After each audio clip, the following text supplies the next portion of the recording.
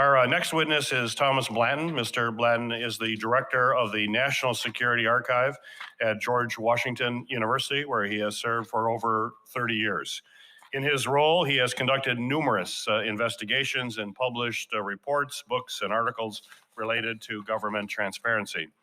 Mr. Blanton led the National Security Archive to be the top nonprofit user of the Freedom of Information Act, and the archive has made more than 60,000 FOIA requests to the federal government.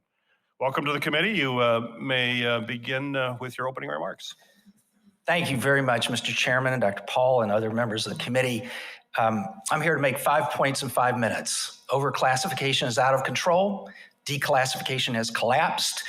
Core functions in the National Archives that could help have been flatlined budget-wise for nearly 30 years, 5 different presidents. Key reform tools needed by this Congress and by the public are shriveling at the National Archives. And the key potential reform that could modernize the system is putting sunsets on secrets. On the front end, to force better thinking, and on the back end, to have automatic release. Those are my 5 core points. I won't belabor the first one. Chairman Peters, Dr. Paul, Liza all made the case on overclassification. I don't need to go much further except to say one thing. I applaud that COVID origins bill, but it has a giant hole that the intelligence community is going to run right through because the last phrase of it says we leave it up to the executive on sources and methods. Congress can do a different standard on sources and methods. They did it in the John F. Kennedy Assassination Records Review Board. They said you got to show harm and you got to weigh a cost and benefit between public benefit, congressional interest, public interest, and the damage done to any source and methods. But a flat sources and methods protection, which is built into so many statutes, is one of the main drivers of the overclassification crisis. Declassification has collapsed. Last year, I filed a Freedom of Information request with the George W. Bush Library.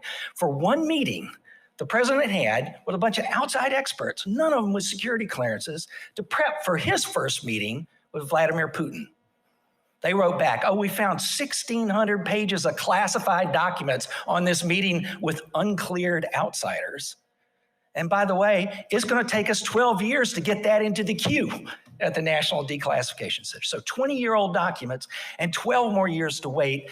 That's the core argument I would make. You got to have an automatic sunset or I'll never see those documents, right?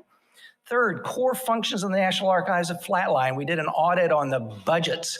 There's a lot of different ways to measure this, but we tried to take a consistent one over 30 years, and we see that 5 presidents, the Congress, and the leadership of the archives have flatlined the budget, literally, despite an exponential increase in the records the National Archives is responsible for.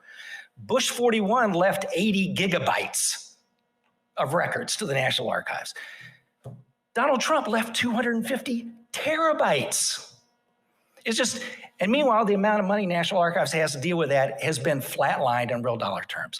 And that's starving, my 4th point, the key reform pieces of the National Archives that make a difference. This gentleman was the head of the Information Security Oversight Office. It's the best investment the Congress could make, is to give that office the resources it needs to be the inside watchdog on the secrecy system. That office staffs the Public Interest Declassification Board. That could be your go-to place. When you got a dispute with agencies on classified records, take them to that board for an objective judgment. But without staffing, without its own budget, without terms that continue until a new appointee is named, that board is withering away. The Interagency Security Classification Appeals Panel, ISCAP, we love this jargon, ISCAP, Leon Trotsky, whatever, is the best single secrecy form that came out of the 1990s. We got to appeal to this interagency group of bureaucrats when an agency stiffed us, and that panel ruled for us 75% of the time. That's a measure of the overclassification from the insiders. What they proved, that panel proved, was you take the decision out of the cold, dead hands of the originating agency, and you get some rationality. Right? 75% was released. But that panel is withered away. Its success became its doom. It's overloaded with requests, backlog of 1,317 cases.